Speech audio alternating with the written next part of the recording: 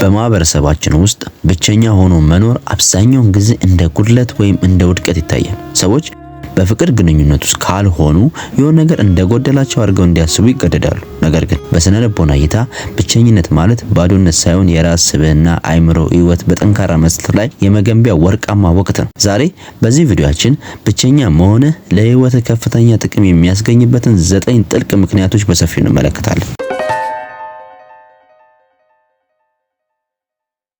ጥልቅ ትኩረትና ፈጠራን ማሳደግ የአይዛክ ኒውተን ታሪክ። በ1965 ዓ.ም በለንደን ከተማ የፊደስ ወረርሽኝ በከፍተኛ ሁኔታ ተሰራጭቶ ነበር። በወቅቱም በካምብሪጅ ዩኒቨርሲቲ ወጣት ተማሪ የነበረው አይዛክ ኒውተን ትምህርት ቤቱ በመዘጋቱ ምክንያት ወደ ገጠር ቤተሰቦቹ ለብቸኝነት በመቆየት ወሰነ። ዓለም በበሽታና በሌሎች ነገሮች ስትወጠር፣ ኒውተን ግን ያንን የብቸኝነት ጊዜ ሙሉ በሙሉ ለጥናትና ለማሰላሰል ተጠቀመበት።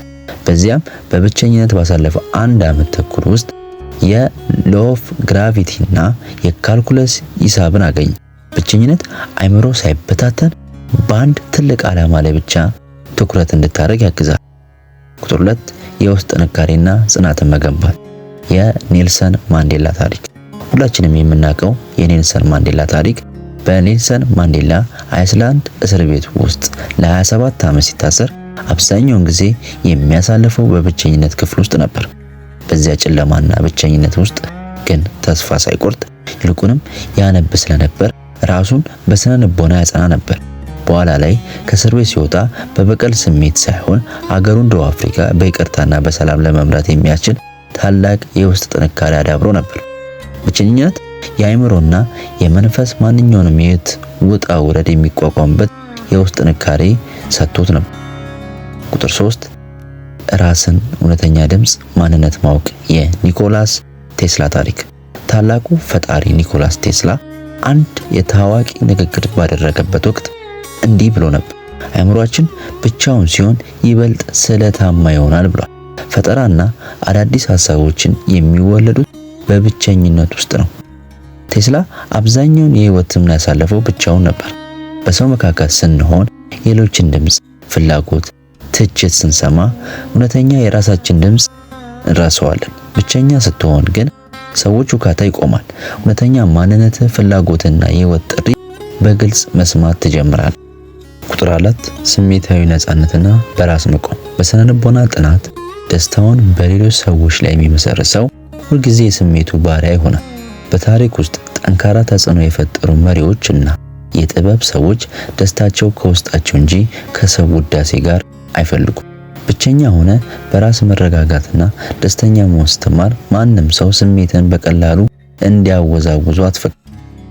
ቁጥር 5 ለወደፊት ትልቅ ስኬት ራስን ማዘጋጀት። ትልቅ ህንፃ ከመገንባት በፊት መሰረቱን በሰፊና በጥልቅ ይቆፈራል። ያ የመቆፈር ሂደት አብዛኛውን ጊዜ በሚስጥርና በብቸኝነት የሚከናወን ስራ። አንተ በህይወትህ ብቸኛ የሆንክበት ወቅት ወደፊት ለምትገነባው ትልቅ ህይወት ስኬትና ጠንካራ ግንኙነት መሰረት የምትጥልበት ዝግጁ ጊዜህ ነው። ስለዚህ በአግባቡ መጠቀምን እንዳትረሳ። ቁጥር 6 ጥልቅ ሰላምና አእምሮአዊ እረፍት ማግኘት የማህተመ ጋንዲ ታሪክ። የህንድ ነፃ ታጋይ ማህተመ ጋንዲ በሳምንት 1 ቀን ሙሉ በሙሉ ዝምና ብቸኝነት የመምረጥ ልምድ ነበረው። በዚያ ቀን ከማንም ጋር ይነጋገር፣ ከራሱ ጋር ብቻ ይሆናል። ይህ አእምሮ ከጭንቀት ነፃ ሆኖ ትክክለኛ ውሳኔዎችን እንዲወስን ይረዳው ነበር። ብቸኝነት አእምሮ እረፍት እንዲያገኝ ያደርገዋል። ቁጥር 7 ፋይናንስና የሀብት ማከማቸት እድል። በስነ ልቦናና በባህሪ ጥናት ብቸኛ የሆኑ ሰዎች ጊዜያቸውንና ገንዘባቸውን ለራሳቸው እድገት የማዋል እድላቸው ሰፊ ነው። አላስፈላጊ ወጪዎችን በመቀነስ ገንዘባቸውን ለኢንቨስትመንት፣ ለትምህርት፣ ለወደፊት ዋስትና እንድታውል ያደርገዋል። በማድረግ ላይ በራስ የመተማመን አቅም እጅግ በጣም ይጨምራል። ቁጥር 8 የጠነከረ ማህበራዊ ግንኙነትና ጓደኝነት መገንባት። በፍቅር ግንኙነት ውስጥ ያሉ ሰዎች አብዛኛውን ጊዜ ትኩረታቸው በአንድ ሰው ላይ ብቻ ነው። ብቸኛ ስትሆን ግን ከተለያዩ አዳዲስ ሰዎች ጋር የመገናኘት እድል ሰፊ ነው። ከሁለተኛ ጓደኛ ጋር ጥልቅ ግንኙነት የማድረግና ማህበራዊ ግንኙነትን የማስፋፋት እድል ሰፊ ይሆናል። ቁጥር 9 የመጨረሻው የነፃነትና የጊዜ አጠቃቀም። በግንኙነት ውስጥ ስትሆን ለማንኛውም ውሳኔ ከሌላ ሰው ጋር መመካከር ግዴታ ነው።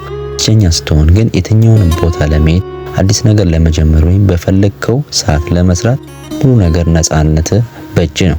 የጊዜና የህይወት ሙሉ አዛዥ አንተ ብቻ ነህ። ብቸኝነት ማለት የራሳችን ታሪክ የምንጽፍበት የጸጥታ ጊዜ ነው። ኒውተን፣ ማንዴላ፣ የቴስላ መንገድ በመከተል ይህንን ጊዜ ለትልቅ እድገት ተጠቀምበት።